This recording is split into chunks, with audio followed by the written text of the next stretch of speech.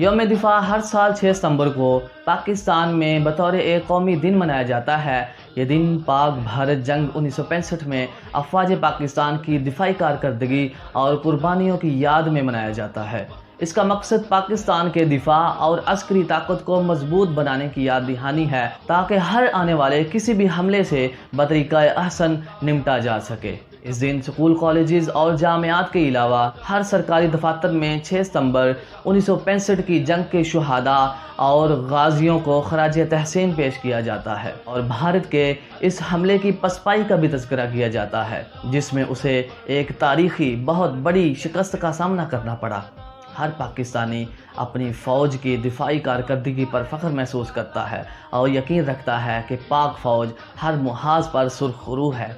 6 ستمبر 1965 کا دن عسکری اعتبار سے عالمی تاریخ میں کبھی نہ بھولنے والا قابل فخر دن ہے، جب کئی گنا بڑے ملک نے افرادی تعداد میں کئی گنا زیادہ لشکر اور دفاعی وسائل کے ساتھ اپنے پڑوسی اور چھوٹے ملک پر کسی اعلان کے بغیر رات کے اندھیرے میں فوجی حملہ کر دیا۔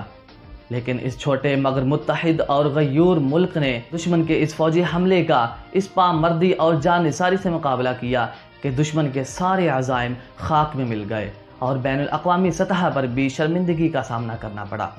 جارحیت کرنے والا وہ بڑا ملک ہندوستان اور چھوٹا مگر متحد اور غیور ملک پاکستان ہے۔ 1965 کے ہندوستان اور پاکستان کے درمیان ہونے والی جنگ سے یہ ثابت ہوا کہ جنگیں ریاستی عوام اور فوج متحد ہو کر ہی لڑتی اور جیت سکتی ہیں۔ پاکستانی قوم کی اپنے ملک سے محبت اور افواج کی پیشہ ورانہ کارکردگی اور جان نثاری کے جرأت مندانہ جذبے نے مل کر ناممکن کو ممکن بنا دیا۔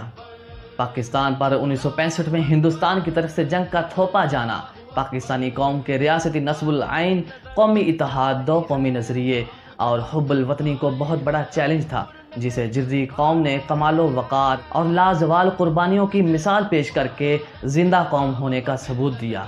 دوران جنگ ہر پاکستانی کو ایک ہی فکر تھی کہ اس نے دشمن کا مقابلہ کرنا ہے اور فتح پانا ہے۔ جنگ کے دوران نہ تو نوجوانوں کی دشمن کی نفری اور عسکری طاقت پر نظریں تھیں اور نہ ہی پاکستانی قوم کا دشمن کو شکست دینے کے سوا کوئی اور مقصد تھا۔ تمام پاکستانی میدان جنگ میں کود پڑے۔ اساتذہ، طلباء، شاعر، ادیب، فنکار، گلوکار، ڈاکٹرز، سول ڈیفنس کے رضاکار، مزدور، کسان اور ذرائع ابلاغ، سب کی ایک ہی دھن اور آواز تھی کہ اے مرد مجاہد جاگ ذرا، اب وقت شہادت ہے آیا، باطل کی نظر للچائی ہے، انسان پہ تنگ خدائی ہے، سر کفر نے دیکھ ابھارا ہے، اسلام کو پھر للکارا ہے، تقدیر نے دن یہ دکھلایا،